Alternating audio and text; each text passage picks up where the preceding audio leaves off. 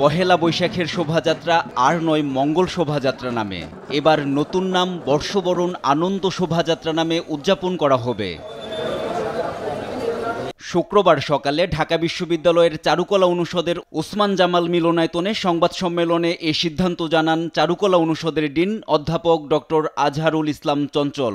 বাংলা নববর্ষ 1432-এর বর্ষবরণ আনন্দ শোভাযাত্রাকে সফল ও সার্থক করে তুলতে সকলে আবেগ, ভালোবাসা ও দায়িত্বের সাথে কাজ করে চলেছে। নাম পরিবর্তন নয়, 3 দশক আগের ঐতিহ্যবাহী নামে এ শোভাযাত্রা ফিরছে বলে জানান ঢাকা বিশ্ববিদ্যালয়ের উপাচার্য। একটি নিবর্তনমূলক স্বৈরাচারী ব্যবস্থার অবসান আমাদের এবারের প্রতিপাদ্য স্লোগানে।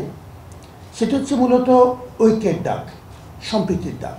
নববর্ষের ঐকতান ফেস্টিভালের অবসান প্রতিপাদ্যে এবার হচ্ছে বাংলা বর্ষবরণ। শোভাযাত্রায় থাকবে স্বৈরাচারের মুখাকৃতি, কাঠের বাঘ, ইলিশ মাছ, শান্তির পায়রা, মুগ্ধের পানির বোতল, পালকি, তরমুজের ফালির 5টি বড় মোটিফ সহ ছোট ছোট আরও অনেক মোটিফ। এবারের আয়োজনে অংশ নিবে পাহাড়ি ও সমতলের 28টি নৃগোষ্ঠী। বাক ও সাংস্কৃতিক স্বাধীনতা এবং মননের মুক্তির বার্তা থাকবে এবারের বর্ষবরণে, জানান চারুকলা অনুষদের ডিন আজহারুল।